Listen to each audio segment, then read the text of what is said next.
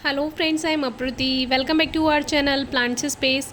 आज हम आपसे एक ऐसा फ्लावरिंग प्लांट शेयर करेंगे जिस पे फूल तो काफ़ी सारे आते हैं, लेकिन इस प्लांट में एक कमी है कि इसके जो फूल हैं वो मुरझाने लगते हैं। लगभग आधे दिन के बाद से प्लांट देखकर आपको ऐसा लगेगा कि अरे इसमें या तो पानी की कमी है या प्लांट में कोई परेशानी है, लेकिन ऐसा नहीं होता। इस प्लांट को हम बहुत अच्छे से वाटरिंग करते हैं। ये प्लांट है आलामांडा।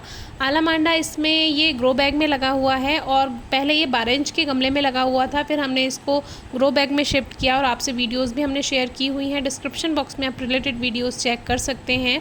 तो इस पे काफ़ी अच्छी कलियां आई, क्योंकि जैसे ही आप प्रूनिंग करते हैं प्लांट की फरवरी मार्च के समय और फिर खाद मिलाते हैं मिट्टी में या रिपोर्टिंग करते हैं, तो प्लांट में एनर्जी शुरू से ही रहती है और वो बहुत अच्छी ग्रोथ के लिए तैयार रहता है, अच्छी फ्लावरिंग के लिए तैयार रहता है। लेकिन इसमें जैसे जैसे कलियाँ बनी, और इसकी एक और ख़ासियत है, ये प्लांट सीज़न के शुरू से ही लगभग अप्रैल से आपको फ्लावर्स देना शुरू करेगा और सीज़न एंड तक लगभग सितंबर अक्टूबर तक ये आपको फ्लावर्स देता रहता है। पर 12 बजे के बाद से ही इसके फूल मुरझाने जैसे लगते हैं, लेकिन अभी आप देखेंगे कि इसके फूल बिल्कुल ठीक हैं, क्योंकि अब शाम हो गई है। हमने आकर पानी भी दिया है, इस पर वाटर स्प्रे भी किया है और धीरे धीरे जैसे जैसे टेम्परेचर डाउन जाएगा इसके फूल अपने आप ठीक हो जाते हैं। लेकिन पहले की वीडियो में आपने देखा कि किस तरह से जो इसकी कलियाँ हैं वो मुरझाई जैसी हैं, गिरी हुई सी दिख रही हैं।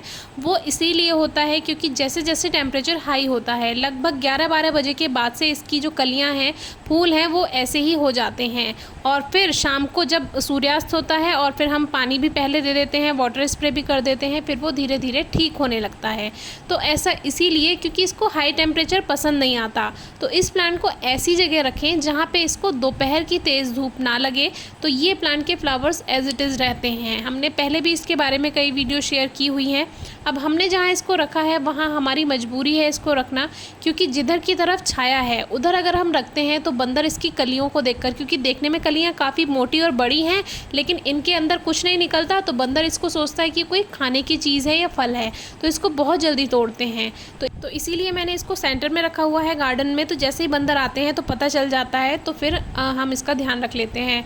तो यहाँ पे रखना मजबूरी थी, लेकिन अब इसकी थोड़ी सी देखभाल करनी पड़ेगी क्योंकि टेम्परेचर बहुत है और कलियाँ जितनी भी आती हैं वो मुरझाने लगती हैं, तो देखकर अच्छा नहीं लगता।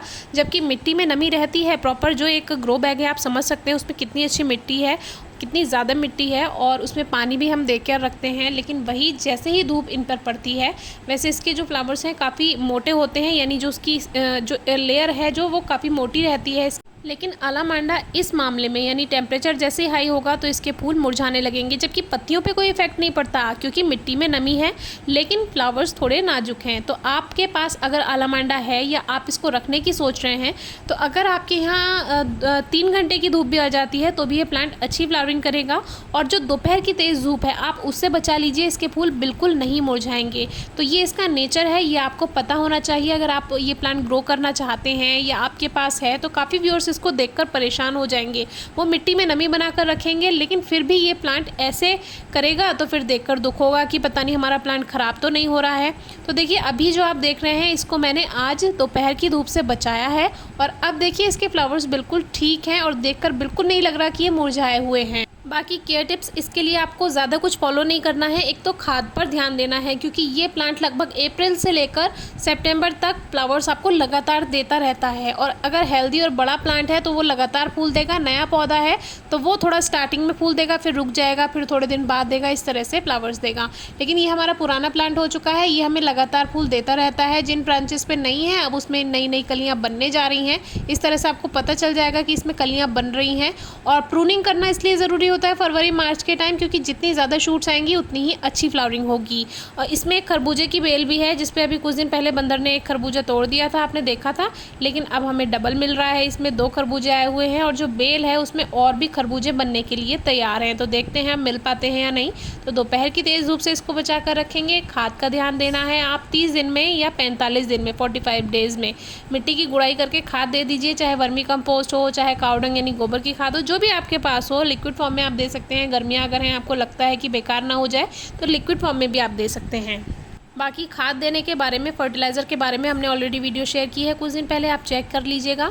और मिट्टी में हल्की नमी रहनी चाहिए इस प्लांट के लिए, और सनलाइट हमने बताई दी कम से कम 3 घंटे की, और दोपहर की तेज़ धूप से बचा कर रखेंगे तो फूल ताज़े बने रहेंगे। फिर भी अगर कोई क्वेरी है तो पूछेगा। Thank you.